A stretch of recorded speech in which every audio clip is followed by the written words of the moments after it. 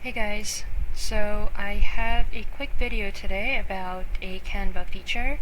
Someone asked what's the difference between page break and page divider, and these are features you may have seen in Canva docs.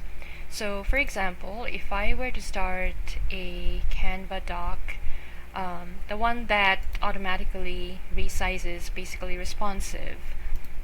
So if you start a responsive Canva doc, and these are really good for when you're typing a lot and you don't want to be limited by text boxes because they can create, they can be tedious when you're typing a lot and things like that. So for a regular doc, this basically, doesn't work. But if you're using responsive doc, then you can just keep typing and the document size would just become elongated as you type. But when you download that doc, because obviously it's not going to download like the entire 7 foot long thing, what it does is when you download a responsive Canva doc as a PDF, it automatically, depending on whether you're choosing US letter or A4, it just resizes and creates automatic breaks. So let me show you what I mean. Let me get some lorem ipsum so I can tell you how that works. I made a similar video not that long ago, but I think some people still had questions. They were getting confused about page breaks and dividers and things like that. So let's copy the whole thing. It's a lot of text. And then this is lorem ipsum. And then I'll just paste the whole thing, and maybe just to show you how this works, I'll paste it a few more times. So now it's a really long document, as you can see. It just goes on and on and on, and if it were a regular document, then I would have to manually add pages and text boxes and all of that. But the responsive document within Canva is kind of nice because you don't have to worry about those things. But let's just say that I want to have some sections, like I may be writing some long documents and I want different sections. So maybe it's like this is a section, and maybe make it H2, and then say this is another section, maybe make it H2 again, and so on and so forth. Now let's say that I want to add some kind of page break or page divider or something. Let me show you what those mean. So when you when you have your cursor somewhere, you will see this plus sign show up.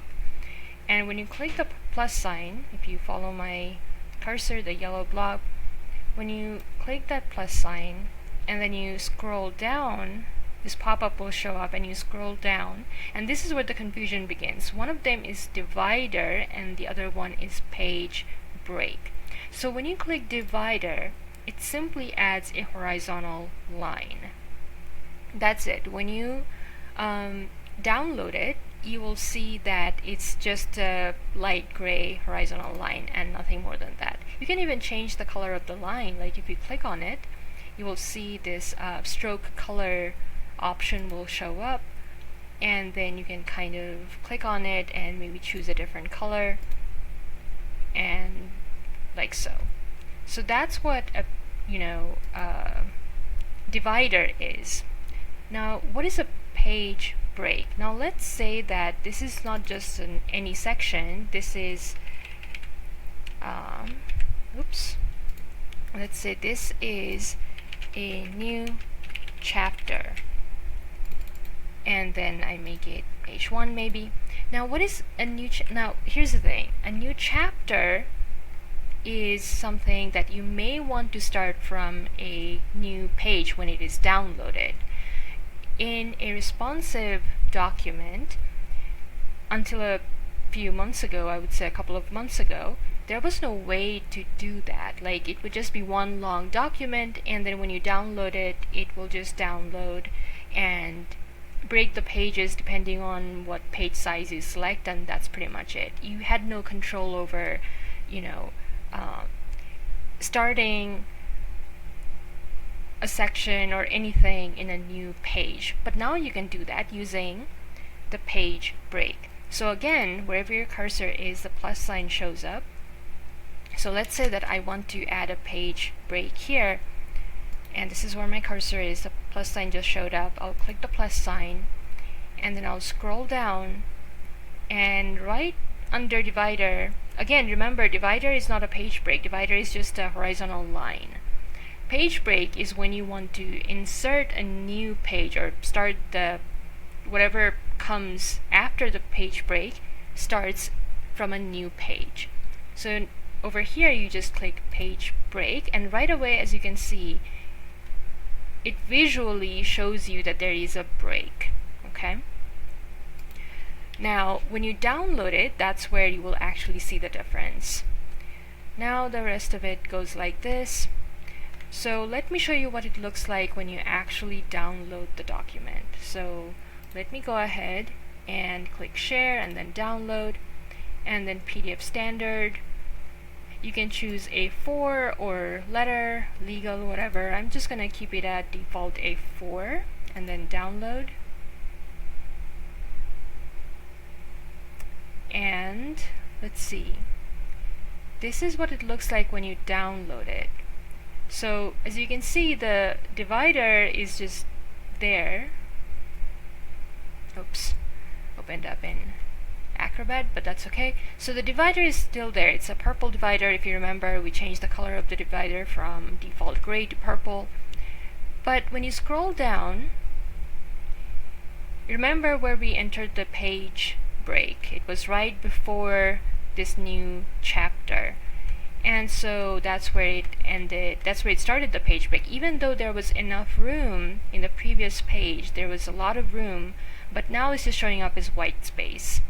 Now if you don't remember, this is what the document looks like in Canva.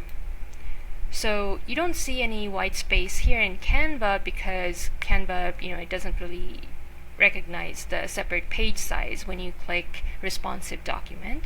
So the white space doesn't show up here, but when you actually download it, that's when you see, because downloaded PDFs are the natural page break comes after a page size. So whatever you had before you manually entered the page break in Canva, that space become white space, all of this space, and then you just start a new page where you entered the page break within Canva, which in our case was right before this header that says this is a new chapter.